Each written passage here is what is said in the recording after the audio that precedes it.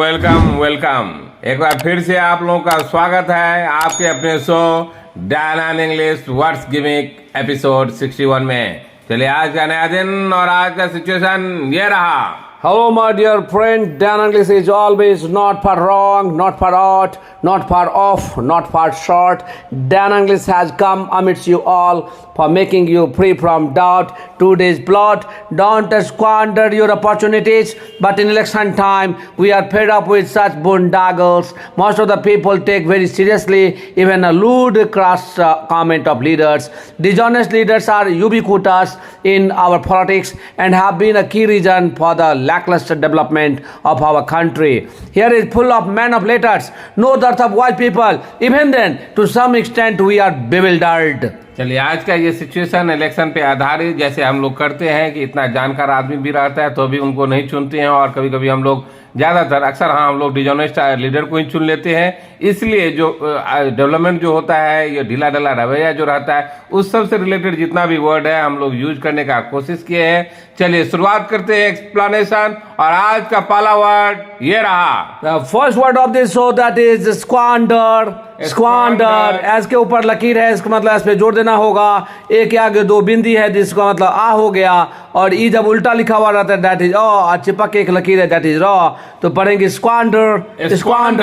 स्क्वांडर this is a verb, इसका मतलब होता है वेस्ट टाइम, अपॉर्चुनिटीज या मनी। मतलब वेस्ट टाइम या वेस्ट अपॉर्चुनिटी या वेस्ट मनी, मतलब किसी भी चीज का जो बर्बादी जो बोलेंगे, जो जैसे समय का बर्बाद करना, या कोई मौका मिला उसको गवा देना, या पैसा ही कहीं पे आप वेस्ट कर दिए, बर्बाद कर दिए, उस सब को यदि हम बोलते हैं तो उसी को बोलते हैं स्क्वांडर। जैसे पहला एग्जांपल देखिए, dishonest leader squander tax payer money in building their wealth. जैसे आप जानते हैं कि हम लोग जो टैक्स पेयर जो पैसा देता है, नेशन बिल्डिंग में टैक्स पेयर का बहुत बड़ा हाथ होता है, लेकिन यदि ईमानदार यदि नेता नहीं रहे तो क्या करता है, केवल अपना ही खाना पूर्ति करता है, केवल अपना लोभ उसमें से करता है, और अपना संपत्ति बनाएगा और अपने ऐसा फ्लो कर देगा कि जिससे अपना या अपने परिवार के या अपने उनसे जो जुड़े हुए आदमी है उनका केवल वेल्थ क्रिएट होता है। यही मैं बोला, जो मिसयूज होता है पैसा का, जो वेस्ट होता है पैसा का, तो उसी को बोलेंगे हम स्क्वांडर। And second example is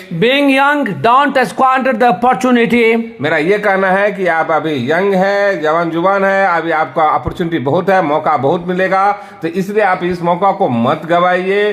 पूरा जो आप माने पढ़ाई कर रहे हैं या जो कुछ भी आप काम कर रहे हैं, पूरा मन लगा करके कीजिए, उसके आधार पे ही आप ये जो मौका मिला उस पे आप बखूबी उतर पाएंगे। And the next example of this word, you should not squander your time in baseless talking. मेरा ये कहना है कि हम लोगों को या आप लोगों को जो ये बेसलेस जो टॉक होता है, ऐसा बात जिसका कोई वैल्यू नहीं है, जिससे आपका कुछ होने वाला नहीं है, लेकिन हम लोग न चाहते हुए भी अपना बेशकीमती समय उसमें नष्ट कर देते हैं।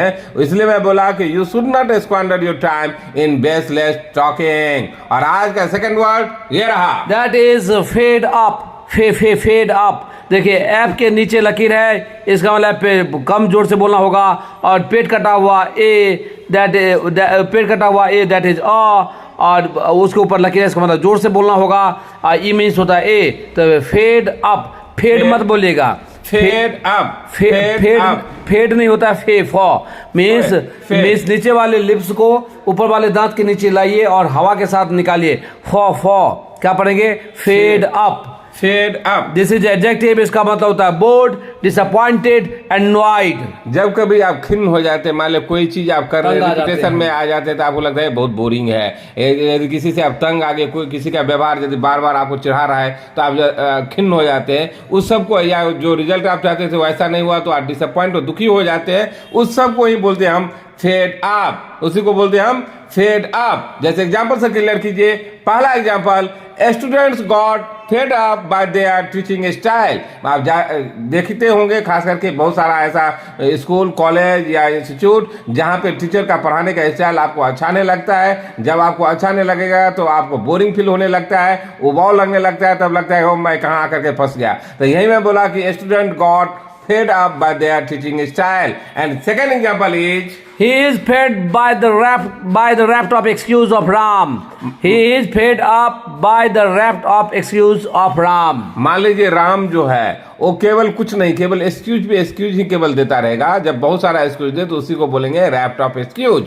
तो राम केवल एक्सक्यूज पे एक्सक्यूज, मैंने क्यों नहीं किया तो फिर कोई एक्सक्यूज, लेट से क्यों आया उसका एक्सक्यूज, कल नहीं आया था उसका एक्सक्यूज। मेरा ये कहना है कि उसको मैंने कोई पर्सन जो उसके यहाँ जाना आना उसका होता होगा, इतना एक्सक्यूज देता था कि उससे वो आकर के वो खिन्न हो गया, एनवायड हो गया, उसी को बोलेंगे हम fed up. And third example is we are fed up by the frequent power cut in such torrid day. जैसे टॉरिड डे होता है गर्म दिन, जो बहुत ही गर्मी, अभी जो गर्मी का मौसम आ रहा है बहुत ही गर्मी है, और खास करके यहाँ देखेंगे पटना बिहार में जो पावर कट बहुत ही फ्रिक्वेंट, मैंने बहुत बीच बीच में जाता है आता है, और जाता है तो लंबे समय तक चला जाता है, उससे आदमी काफी खिन्न हो जाता है, बोर फील करता है और पूरा दुखी हो जाता है। उसी को मैं बोलना चाहा एग्जाम्पल से, we are fed up by the frequent power cut in such torrid day. And next word of this show that is boondoggle. boondoggle, B के ऊपर लकीर है, इसका मतलब बी पे जोर देना होगा। यू के आगे दो बिंदी है, मीन्स दुर्गु, मीन्स लंबा करके बोलना होगा। और ए के आगे दो बिंदी है, मीन्स आ हो गया। और ई जब उल्टा लिखा हुआ है दैट इज अ, तो पढ़ेंगे boondoggle. boondoggle, boondoggle. This is a noun, इसका मतलब होता है expensive program conducted by the use of public money, means waste of money. मेरा कहने का मतलब यही था कि मान लीजिए जो गवर्नमेंट कोई खर्चा करता है तो आदमी बोलेगा कि देखिए इतना बड़ा प्रोग्राम करने की क्या जरूरत है, ये कुछ नहीं, केवल हम लोग का पैसा का मिसयूज कर रहा है। मान लीजिए आपको पिताजी आपको पैसा दिया, आपको ये नहीं करना चाहिए कि बहुत बार आप ज्यादा, मान लीजिए आपका फाइनेंशियल कंडीशन उतना अच्छा नहीं होगा लेकिन आप 5-6 हजार का कपड़ा ही पहनते हैं, तो बोले कि this is nothing but the wastage of money. उस सब को ही हम बोलते हैं boondoggle। जैसे पहला एग्जाम्पल देखिए, from the point of view of people Bharat जोड़ो आंदोलन वॉज ए boondoggle। जैसे ये कहना है कि पब्लिक ओपिनियन है, बहुत सारे आदमी का ये कहना है ये भारत जोड़ो आंदोलन कैसे हुआ, ये पब्लिक का ही पैसा से तो हुआ होगा, ये पब्लिक पैसा तो उनको डोनेशन दिया था, पब्लिक ही तो डोनेशन क्या होगा। तो उनको अच्छे काम के बजाय वो भारत जोड़ो आंदोलन किए केवल अपना पर्सनैलिटी चमकाने के लिए, तो वही बोला कुछ भी नहीं, वेस्टेज ऑफ मनी था।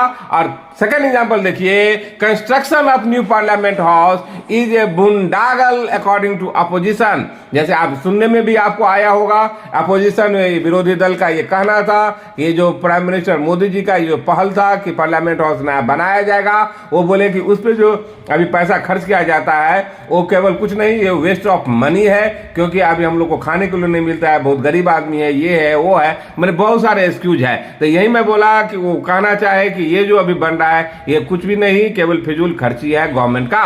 And next example of this noun, PM's going abroad was labeled as a boondoggle by Congress. जैसे आप जानते होंगे जब प्रधानमंत्री मोदी जी खास करके विदेश बहुत जाते थे, और विदेश जाना भी चाहिए, तभी तो आज का जो अपने लोग का जो संबंध जो भारत का जो दूसरे देश से इतना मजबूत हुआ, वो तो केवल प्रधानमंत्री मोदी जी के जाने से ही तो हुआ। हमको पहले दिखाना था कि देखिए मैं भी भारत राष्ट्र ऐसा है, दिखाना पड़ता है, और उसके बाद अभी ऐसा कंडीशन अच्छा हुआ। लेकिन कांग्रेस के नजर में ये और कुछ नहीं, केवल फिजूल खर्ची था, बोले कि केवल मिसयूज कर रहे पावर को और पैसा को पूरा बर्बाद कर रहे हैं। यही मैं बताना चाहा कि पीएम्स गोइंग अब्रॉड वाज लेवल as a boondoggle by Congress. And next word of this show that is ludicrous. ludicrous, देखिए एल के ऊपर लकीर है, इसका मतलब एल पे जोर देना होगा। यू के आगे दो बिंदी है, इसका मतलब ऊ को लंबा करके बोलना होगा, मीन्स दुर्गु है। लू ड ई जब उल्टा लिखा होता है दैट इज देखिए तो क्या पढ़ेंगे, ludicrous। ludicrous, this is adjective, इसका मतलब होता है स्टूपिड, फुलिश, रास्कल।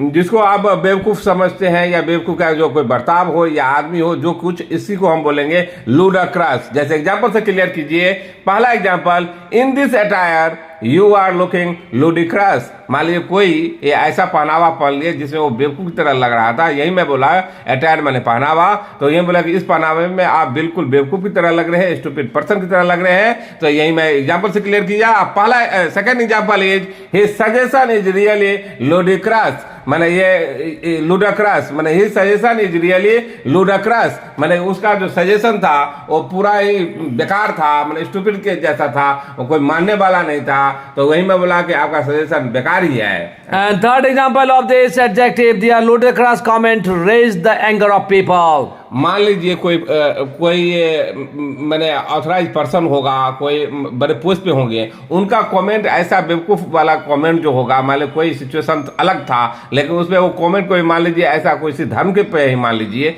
हिंदू धर्म पे ही मान लीजिए कोई ऐसा कमेंट कर दिए, बेवकूफ जैसा कमेंट कर दिए जिससे आदमी में पूरा गुस्सा भर गया, तो यही मैं बोला कि they are ludicrous comment rage anger of people. और आज का फिफ्थ वर्ड ये रहा, दैट इज यूबिक्वाटस। यूबिक्वाटस देखिए, यूबिक्वाटस, यूबिक्वाटस देखिए, जे मीन्स होता है यॉ, जे मीन्स जॉ नहीं होता है, जे मीन्स यॉ, और यू और के आगे दो बिंदी है, इसका मतलब दुर्गु, तो क्या पढ़ेंगे यू।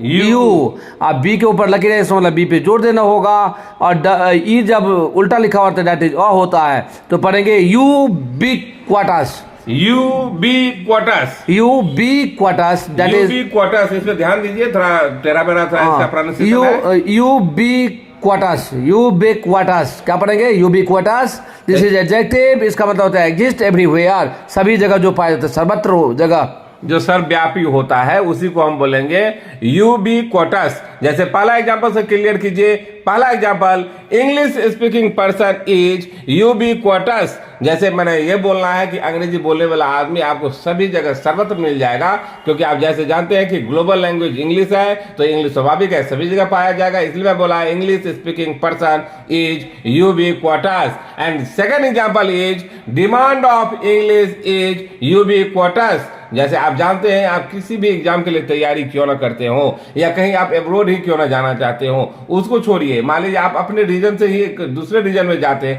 दूसरे प्रांत में जाते, वहां भी केवल अंग्रेजी का रिक्वायरमेंट होता है, तभी जाकर के आपका कनेक्शन एस्टेब्लिश हो पाता है, कम्युनिकेशन एस्टेब्लिश हो पाता है। इसलिए मैं बोला कि अंग्रेजी का यहाँ वहां जहां तहां सर्वत्र जरूरत है। And new tumultuous in your heart, English will make you very smart. You are confused where to learn. Dan English has an option before you, where English learning is confirmed. चलिए आज का सिक्स वर्ड ये रहा, That is key. K-E-Y। देखिए आई के आगे दो बिंदी है, इसका मतलब दीर्घ है, मीन्स लंबा करके बोलना पड़ेगा। Key, this is a noun, a piece of metal used in opening lock, means चाबी जिसको बोलते हैं, जिसको अपने लोग चाबी बोलते हैं, उसी को हम बोलते हैं की। जब ये नॉन होता है, एग्जाम्पल से क्लियर कीजिए। पहला एग्जाम्पल, वेयर इज माई की ऑफ ऑफिस, मैंने मेरे ऑफिस का जो चाबी कहाँ है, जैसे आप पूछते हैं तो इस ढंग से पूछते हैं। और इसका जब दूसरा अर्थ होता है, जैसे आप देखते होंगे कंप्यूटर पे भी कीबोर्ड होता है, और कोई इंस्ट्रूमेंट जो म्यूजिकल इंस्ट्रूमेंट होता है उसमें भी की होता है बहुत सारा, तो उसको भी हम की ही बोलते हैं। इस जैसे एग्जाम्पल से क्लियर कीजिए, प्लीज प्रेस द अल्ट की। जैसे मैं बोलता हूं कि अल्ट की जो होता है कि कीबोर्ड पे होता है, तो उसमें बोला कि प्लीज उसको अल्ट की को आप प्रेस कीजिए। और जब ये एडजेक्टिव होता है तो इसका अर्थ होता है वेरी इंपॉर्टेंट, बहुत महत्वपूर्ण। As for example, Amit Shah is a key person of BJP. Amit Shah is a key person of BJP. ये कहने की तो बात है नहीं, ये सबको मालूम है कि अमित शाह जी का पोजीशन बीजेपी में क्या है, वही प्रमुख स्तंभ है, और बहुत ही उनका बहुत वैल्यू है बीजेपी में, और पूरे जो स्ट्रेटजी जो बीजेपी का होता है उन्हीं के द्वारा तैयार किया जाता है। इसलिए मैं बोला अमित शाह इज ए की person of BJP. And second example is education is की टू एनी कंट्रीज डेवलपमेंट। जैसे आप जानते हैं कि एजुकेशन, शिक्षा ही जो है जो किसी भी देश को डेवलपमेंट में बहुत ही रफ्तार देता है, वो बहुत ही जरूरत है, बहुत इंपॉर्टेंट है, बहुत बड़ा रोल अदा करता है एजुकेशन किसी देश को डेवलप होने में। यही मैं एग्जाम्पल से क्लियर किया। और आज का सेवंथ वर्ड ये रहा, दैट इज लैकलस्टर। लैकलस्टर देखिए, ए और ई जब साथ में आता है दैट इज ए, और एल के ऊपर लकीर है, इसका मतलब एल पे जोड़ देना होगा, और पेट कटा हुआ ए दैट इज अ, और ई जब उल्टा लिखा होता है दैट इज अ, और उससे चिपक एक लकीर है दैट इज र, तो lacklustre. Lacklustre, this is adjective, इसका मतलब होता है विदाउट एनर्जी, या विदाउट एफर्ट, या विदाउट एक्साइटिंग। मैंने आप कोई भी एनर्जी के साथ नहीं करती, ऐसे ही कैसे भी कर लेते हैं, कोई उत्साह नहीं, कोई उमंग नहीं, कोई जोश नहीं, कोई खरोश नहीं, उसी को हम बोलते हैं लैकलस्टर। जैसे पहले एग्जांपल से क्लियर कीजिए। पहला example, myriad companies showed lackluster performance in this quarter। तो ये मेरा कहना है कि बहुत सारा कंपनी इस क्वार्टर में जो रिजल्ट दिया है बहुत ही ढीला ढाला परफॉर्मेंस था, मतलब किसी का बहुत ही अच्छा नहीं था और उत्साह करने वाला जो रिजल्ट नहीं था, उसी को हम बोलेंगे lacklustre performance. And second example is lackluster attitude is not good with your nature. Lackluster attitude is not good with your nature. मेरा ये कहना है कि यदि आप कुछ करना चाह रहे हैं, यदि आप ढीला ढाला रवैया रखेंगे तो कुछ भी चीज आप प्राप्त नहीं कर पाएंगे, क्योंकि उसके लिए आपको सीरियस होना पड़ेगा, एनर्जी दिखाना पड़ेगा, एक्साइटिंग होना पड़ेगा, तभी जाकर के आप कुछ कर पाएंगे। इसलिए मैं बोला कि lacklustre attitude is not good with your nature. And third example is Anyhow, I endured an hour-long lackluster performance. मान लीजिए कहीं पे मैं गया था कोई शो देखने के लिए, कोई परफॉर्मेंस देखने के लिए, वो इतना बेकार था, इतना अच्छा नहीं था, वो था, तो मैं कैसे भी उसको सहे, एक घंटा का परफॉर्मेंस था, कैसे भी मैं वहां पे रहा, कैसे भी उसको सहे, उसी को मैं बताना चाहे इस एग्जाम्पल से। Anyhow, I endured an hour-long lackluster performance. And next word of this show, that is man of letters. Man of letters, देखिए एम के नीचे लकीर है, इसका मतलब एम पे जो कम जोड़ देना होगा। ए जब साथ में आता है दैट इज ए, और ई जब उल्टा लिखा होता है दैट इज अ, और एल के ऊपर लकीर है, इसका मतलब एल पे जोड़ देना होगा। और देखिए ई जब उल्टा लिखा दैट इज अ, और जेड मीन्स होता है ज ज ज। तो क्या पढ़ेंगे, देखिए man of ladders, man of ladders, सौ नहीं बोलते, लेटर्स नहीं बोलते हैं, ladders, ladders, man of ladders, O F को ऑ पढ़ते हैं। ये नॉन होता है, इसका अर्थ होता है इंटेलेक्चुअल पर्सन, माने विद्वान आदमी, पढ़े लिखे आदमी, बहुत ही एजुकेटेड आदमी, उसी को बोलते हैं हम मैन ऑफ लेटर्स। जैसे पहला एग्जांपल से क्लियर कीजिए, Rajendra Prasad was a scholar and man of letters. मैंने ये कहना है कि राजेंद्र प्रसाद जो भारत के पहले राष्ट्रपति, जो बहुत ही स्कॉलर थे, बहुत पढ़ने में विद्वान थे और बहुत ही विद्वान थे, यही मैं बोला कि Rajendra Prasad was a scholar and man of letters. And second example is Ravi Shankar Prasad is a man of great experience, a man of letters and of law. जैसे आप जानते हैं रविशंकर प्रसाद जी को, जो कि पटना से ही सांसद भी हैं और इससे पहले लॉ मिनिस्टर भी रहे हैं। तो यही मैं बोला कि रविशंकर प्रसाद जी उनको बहुत ज़्यादा एक्सपीरियंस है, अनुभव बहुत है और बहुत विद्वान भी हैं, और साथ साथ उनके पास लॉ का भी ज्ञान बहुत ज़्यादा है, मैंने कानून का भी वो बहुत ही ज्ञानी आदमी है। इसलिए मैं बोला इस ढंग से मैं एग्जाम्पल में आपको क्लियर किया। And third example is Atal Bihari Vajpayee was a good orator and a man of letters. जैसे आप जानते हैं अटल बिहारी वाजपेयी जी भारत के पूर्व प्रधानमंत्री, जो कि बहुत ही अच्छे वक्ता थे, जब वो बोलने लगते थे सब वो सुनने लगता था, और वैसे ही विद्वान भी थे क्योंकि बहुत सारे कविताएं वो लिखे हैं, इसलिए मैं एग्जाम्पल में दिया। और आज का Those who came into Dan English with the intention of scratching the surface, even they go back by taking a fellow feeling and English type grace.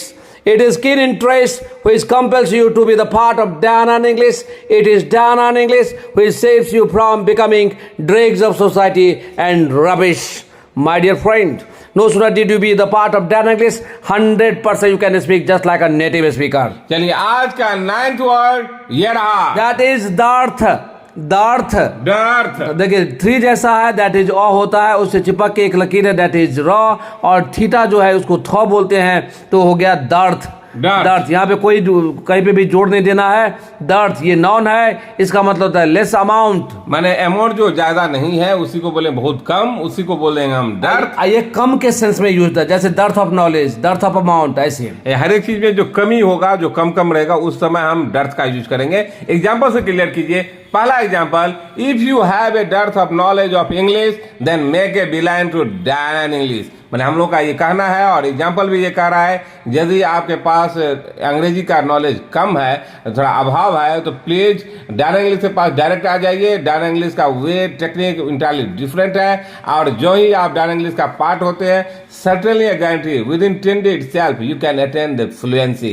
And second example is many projects are in limbo due to dearth of fund. मैंने ये कहना है कि Limbo मैंने अधर में, अधर में जो बीच में ही लटक गया। जो लटका लटका रहता है, कोई जैसे मैं बोला कि बहुत सारा प्रोजेक्ट अभी भी अधर में लटका हुआ पड़ा है, क्योंकि पैसे का कमी है, फंड का कमी है, फंड आ नहीं रहा, तो काम कैसे होगा। इसलिए मैं बोला many projects are in limbo due to death of fund. And third example of this known, Bihar is suffering from dearth of medical specialist. जैसे आप जानते हैं कि बिहार स्टेट जिसमें पॉपुलेशन बहुत ज्यादा है, लेकिन मेडिकल फैसिलिटी अभी भी उतना ज्यादा नहीं हुआ है। हाँ, ये आप बोल सकते हैं कि पहले से तो सुधार हुआ है, लेकिन तो भी बहुत ही नीचे लेवल पे है अभी भी। तो इसलिए मैं बोला कि बिहार अभी भी मेडिकल स्पेशलिस्ट से अभी उनके कमी से गुजर रहा है। डेथ में कमी हो गया, तो इसलिए बोला कम संख्या है, तो इसलिए बोला Bihar is suffering from death of medical specialist. और आज का 10th एंड फाइनल वर्ड ये रहा, That is bewilder। देखिए बी आई मीन्स बी, डब्ल्यू के ऊपर लकीर है, मतलब डब्ल्यू पे जोर देना होगा। और ई जब उल्टा लिखा रहता है दैट इज अ होता है, उससे चिपक के एक लकीर है दैट इज रॉ, तो पढ़ेंगे bewilder। This is a verb, इसका मतलब टू कंफ्यूज समवन या सरप्राइज या कंफ्यूज जो हो ये जाते हैं। एडजेक्टिव जब होता है तो सरप्राइज होता है। हाँ, तो इसको आप वर्ब और एडजेक्टिव तरह यूज कीजिए। जब एडजेक्टिव होता है तो ये हो जाता है bewildered, और जब ये वर्ब होता है तो इसका अर्थ होता है टू कंफ्यूज समवन। एग्जांपल से क्लियर कीजिए।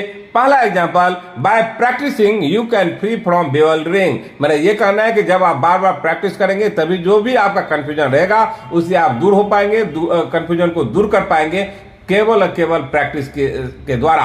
और second example is at time by going through many books will bewilder you।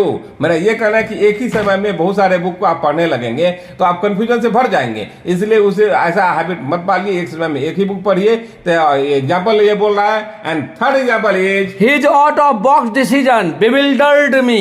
मैंने उनका जो था ऐसा डिसीजन जो आदमी कोई सोच ही नहीं सकता, उसको बोलेंगे आउट ऑफ बॉक्स डिसीजन। मैंने सरप्राइजिंग ऐसा डिसीजन था, बोल्ड डिसीजन था, आउट ऑफ बॉक्स डिसीजन ले लिए, तो वो हम लोग को पूरा अचंभित कंफ्यूज कर दिए कि ऐसा ही वो एक्शन ले सकते, क्योंकि कोई सोचा नहीं था। और जब एडजेक्टिव होता है तो उसको बोलते हैं bewildered, मैंने सरप्राइज। और एग्जांपल से क्लियर कीजिए। I bewildered altogether by seeing him in short pant। मान लीजिए कोई पेंट, अगर कोई पेंट पहनता है, फुल पेंट पहनता है, अगर उसको अचानक आप शॉर्ट पेंट में देखेंगे तो नेचुरली आपको सरप्राइज के अलावा कुछ नहीं होना पड़ेगा। तो यही मैं बताना चाहे एग्जांपल से, आई bewildered altogether by seeing him in short pant। चलिए, जितना भी वर्ड था सबको डेलिनेट कर दिया हूं। Throw caution to the wind, nothing will be will o' the wisp, pay heed on what is said by Dana in English। चलिए, बिना देरी के हुए एक बार फिर से सिचुएशन पढ़ देता हूं। Don't squander your opportunities, but in election time we are fed up with such boondoggles. Most of the people take very seriously even ludicrous comments of leaders. Dishonest leaders are ubiquitous in our politics and have been a key reason for the lackluster development of our country. Here is full of men of leaders, no dearth of wise people. Even then, to some extent, we are bewildered.